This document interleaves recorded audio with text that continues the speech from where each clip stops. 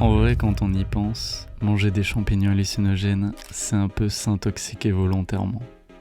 Aujourd'hui, je vais vous raconter ma première expérience avec les champis. Ce trip s'est déroulé chez mes parents et je l'ai fait seul. Ça a même failli déraper sur la fin, je vous en dis plus après. Mais avant de commencer la vidéo, je tiens à rappeler que l'utilisation de champignons hallucinogènes est illégale en France et potentiellement très dangereuse. Cette vidéo se place dans un cadre d'information et de prévention. Je n'incite personne à consommer quoi que ce soit. Si les substances t'intéressent, tu peux trouver des informations dessus sur les différents forums et serveurs dans la description. Je t'invite maintenant à t'installer confortablement et sur ce, bonne vidéo. Cette histoire débute lorsqu'un abonné m'a contacté pour une demande un peu spéciale. Il était à la recherche d'acide et m'a proposé de m'en acheter ou de m'en échanger contre des champis. Comme il me restait un peu de L et que j'avais jamais testé les champis, je me suis dit que c'était l'occasion et j'accepte l'échange. Une semaine plus tard, on se rencontre pour faire l'échange. Il arrive avec une barquette remplie de champignons fraîchement récoltés.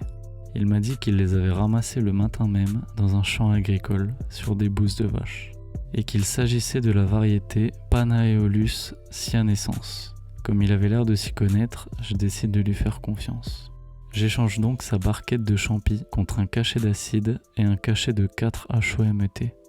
Je rentre ensuite chez moi, impatient de tester cette substance qui m'intriguait depuis déjà un bon moment. Je prévois donc de me faire un trip le soir même. Après avoir bien nettoyé les champis, je les pèse pour un total de 30 grammes. Durant l'après-midi, je me renseigne un maximum sur différents forums et sites pour connaître les caractéristiques de cette espèce. Communément appelée panéole bleuissant ou Copelandia hawaïen, cette variété est facilement reconnaissable par sa couleur bleutée. C'est d'ailleurs une des variétés de champignons hallucinogènes les plus puissantes qui existent. Par précaution, je décide donc d'en prendre 14 grammes. J'ai trouvé que le dosage était correct, étant donné que j'avais déjà de l'expérience avec d'autres hallucinogènes similaires. Pour le 7, j'étais dans un bon état d'esprit. Ça faisait un moment que j'avais pas trippé aux psychédéliques, donc ma tolérance était basse. Et pour le setting, je comptais faire ça dans ma chambre. J'avais préparé une bougie, de l'encens, des cymbales tibétaines, des pierres à regarder et une bonne couverture chaude. Le soir arrive et je prévois d'ingérer les champis sous la forme d'un lemon take. Le lemon take, c'est un mélange célèbre qui consiste à infuser les champis dans du jus de citron pendant 5 à 20 minutes, puis de boire le mélange. En fait, le citron permettrait de transformer la psilocybine contenue dans les champis en psilocine, permettant ainsi que les effets se manifestent plus vite et plus intensément. Je me prépare donc un verre avec du citron et j'émiette les champignons dedans. Je laisse un peu reposer le tout et commence à boire. Étonnamment, le goût n'est pas mauvais, c'est même assez frais. Je mâche bien les morceaux de champis avant de les avaler pour en extraire tout le jus. Une fois le mélange avalé, j'allume un bâton d'encens et m'allonge dans mon lit. Tout est parfait pour que le trip se déroule dans les meilleures conditions. À l'exception de la musique des voisins que j'entends légèrement, mais à ce moment-là, c'était pas encore un problème. Mon chat noir Speedy me rend visite. Il monte sur mon lit et s'étale de tout son long. J'en profite pour le caresser en attendant la montée des effets. Quelques instants plus tard, les premières sensations physiques apparaissent. Je ressens une source d'énergie partant de mon ventre qui se diffuse progressivement à mes autres membres, me plongeant peu à peu dans une profonde détente physique et mentale. Je suis allongé dans mon lit, simplement détendu et enveloppé par l'âme des champignons magiques. Là, il y a mon père qui m'appelle pour regarder un match de foot dans le salon. Je descends donc les escaliers, assez relaxé. Après tout, on avait déjà pris de l'acide ensemble. Cependant, je lui dis pas non plus que j'ai pris des champis pour éviter de l'inquiéter. Je m'assois sur le canapé, à côté de lui, et soudain je vois son corps qui se met à vieillir. Son visage devient ridé, ses cheveux blanchissent et son dos se voûte. À cet instant, je n'en crois pas mes yeux. Ce n'est plus mon père que j'ai face à moi, mais bien mon grand-père. Là, je suis confronté à une réalité que tous les êtres vivants connaîtront un jour. On est destiné à mourir.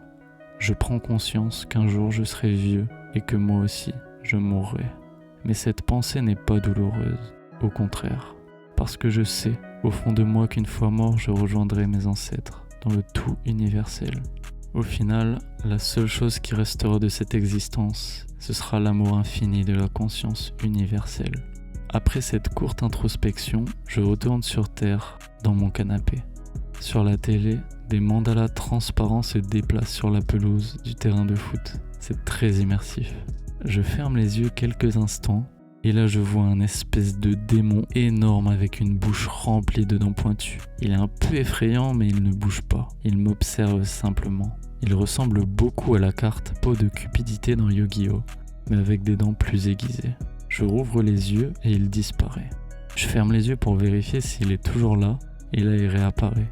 Donc je m'amuse à ouvrir et à fermer les yeux, alternant entre le monstre démoniaque et le match de foot. Une fois le match terminé, je mets un documentaire sur les poulpes, mon animal préféré. Les couleurs des différents poulpes sont tout simplement magnifiques. J'arrive à distinguer des milliers de petits motifs complexes sur leur peau.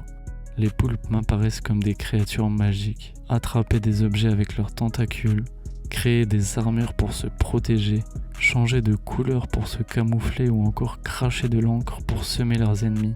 Que des caractéristiques uniques qui semblent venues d'une autre planète. Une fois le documentaire terminé, je retourne dans ma chambre. J'allume un autre bâton d'encens et me mets à fixer mes pierres. Les motifs de couleurs coulissent sur les pierres, les rendant presque animées.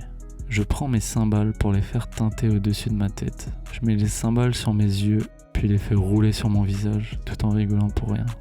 Là, je me dis qu'en fait, les champignons hallucinogènes sont dotés d'effets psychédéliques qui ont pour but d'éloigner les prédateurs et éviter qu'on en mange d'autres.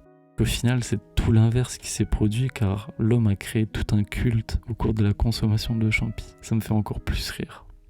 Là, d'un coup, je me rends compte que la musique des voisins est hyper forte, donc ça me saoule un peu, mais j'essaie de pas trop y prêter attention. J'éteins les lumières pour voir si j'ai des visuels les yeux fermés. Et faut dire que j'ai pas été déçu. À peine les paupières closes que je vois des formes abstraites qui commencent à se balader de part et d'autre de mon esprit. Ces formes me font beaucoup penser à certains des tableaux d'Alex Grey.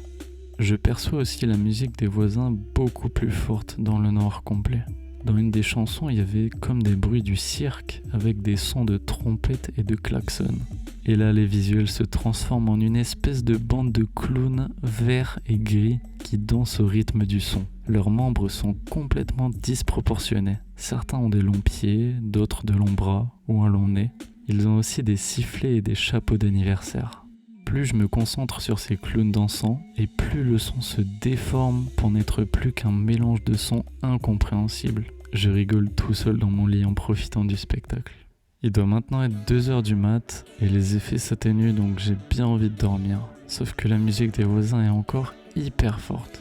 Et là j'ai fait un truc vraiment stupide. D'un coup, sans réfléchir, je me lève, ouvre la fenêtre, prends une grande inspiration et crie de toutes mes forces « Baisse le son !» Puis je referme la fenêtre et me recouche dans mon lit pensant qu'ils allaient vraiment baisser le son. Grave erreur. Les voisins complètement bourrés n'ont pas compris mon message et veulent en découdre. Je les entends depuis la rue qui m'insultent et me crient de descendre. Ils montent le son encore plus fort et font vrombir leur moto pour faire encore plus de bruit. Seulement ils sont bien trop nombreux et bien trop alcoolisés pour entreprendre de négocier quoi que ce soit. Donc j'ai préféré ne rien faire pour ne pas m'attirer de problème. Là j'entends ma mère qui monte à l'étage. Elle me demande si c'est moi qui ai crié. Je lui réponds que oui et elle me propose de descendre dormir au salon. Je la rassure et lui dis que ça va aller puis elle retourne se coucher. Allongé dans mon lit, je vois les ombres de ma fenêtre se refléter sur mon plafond. Les ombres ont des formes un peu effrayantes et j'ai une petite montée d'anxiété. Heureusement, cette peur ne dure que quelques secondes. Vers 3h30, ils ont coupé la musique et j'ai enfin pu dormir. Je me lève à 11h le lendemain, de bonne humeur et prêt à attaquer ma journée. C'est ainsi que s'achève le trip report. Honnêtement, je suis très content d'avoir vécu ce trip. Les effets des champis m'ont beaucoup rappelé certaines research chemical comme le 4-HOMIPT ou le 4-HOMET. L'expérience était très immersive et j'ai beaucoup aimé malgré la fin du trip un peu mouvementée. Je pense un jour tenter l'aventure avec un dosage plus élevé pour explorer tout le potentiel de la molécule. Le tout en respectant le set and setting bien sûr. La morale de ce trip, c'est qu'il vaut mieux se taire et mettre des boules qui plutôt que d'aller au conflit. En tout cas, merci d'avoir regardé jusqu'au bout. Si t'as aimé la vidéo, oublie pas de t'abonner et de laisser un like. Sur ce, moi je te dis à très vite pour de prochaines vidéos.